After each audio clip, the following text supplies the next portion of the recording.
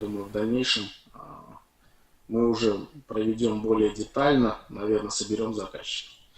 Вот. Оптимизирована точность измерений, то есть если у нас было 0,6, сейчас у нас 0,4, возможность измерять до 47 метров, при этом коммерческая точность, подтвержденная в лаборатории, до 40 метров, также высочайшая степень безопасности, ну абсолютно то же самое, как и радары. Вот. Ну, про серво вы знаете, может измерять многопараметрические параметры в резервуарах. Можно использовать для давления до 25 атмосфер. Это в основном касается сжиженных газовых продуктов. Исполнение приборов про серво. 80-я серия используется до 6 бар. В основном на нефтепродукты. Максимальный диапазон 36 метров. Коммерческий учет до 36 метров. Имеет только опционально алюминиевый корпус самого преобразователя и корпус фланца и барабана. НМС-81 используется в основном, как я уже говорил, для сжиженных газов. Выдерживает 25 килограмм давления. Максимальный диапазон 47 метров. Коммерческий учет до 36 метров. Имеет опциональность, корпус преобразователя может быть как алюминиевый, так и из нержавейки. И сам корпус фланца и барабана выполнен из нержавейки. Ну, третий прибор, 83-й серии ProServo, используется для пищевой промышленности. Давление, максимальный диапазон 22 метра, коммерческий учет 22 метра. Ну, это особый прибор, в принципе, который, я думаю, Я мы не знаю, не сильно будем использовать, точнее, не будем использовать. Это больше специфика японского рынка. Да, несколько раз надо. Концепция ProServo осталась, по сути, такой же, то есть концепция взрывозащиты. Вместе с ProServo можно также использовать выносной индикатор. RIA-15, как я уже говорил, может читать 5 параметров по хард. Вот.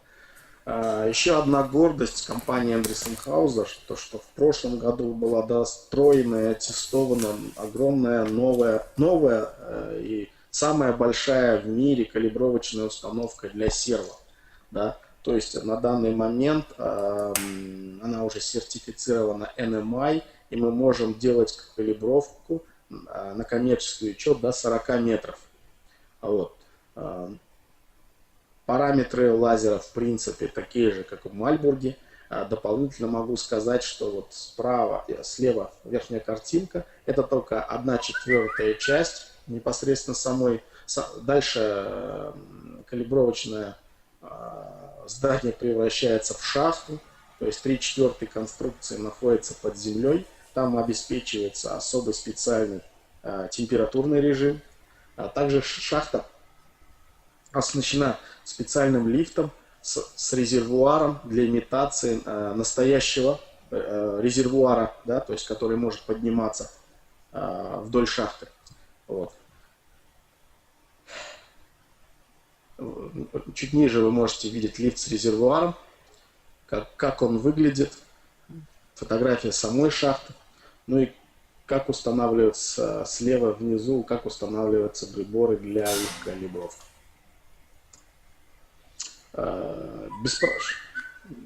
Еще дополнительно, что было важно, тоже мы коснулись улучшений в сфере беспроводных интерфейсов. На данном этапе у нас есть не только решение, у нас есть выбор. Да? Есть два варианта использования беспроводного интерфейса. То есть это беспроводный Modbus, который в принципе устанавливается на HardMaster, передает информацию в систему сбора данных.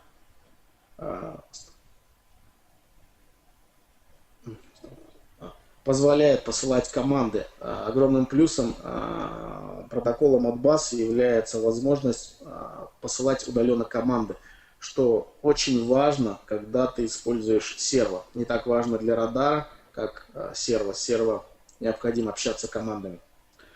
Беспроводный хард – это тоже один из вариантов использования беспроводной технологии. Ну, наверное, я думаю, он менее актуальный для нас, поскольку частично использует, запитывается батарейкой.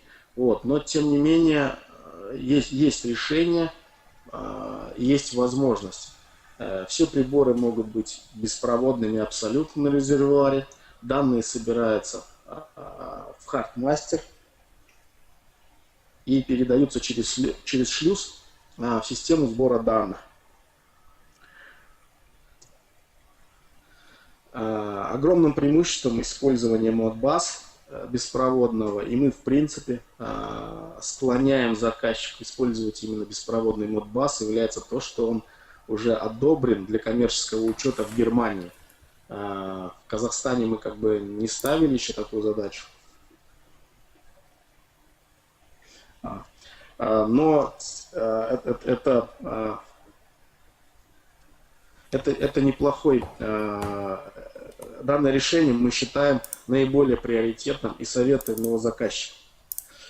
Также быстро коснусь тех преимуществ, о которых я уже говорил, что мы можем устанавливать две карты цифрового выхода, что в принципе нет ни у кого конкурентов.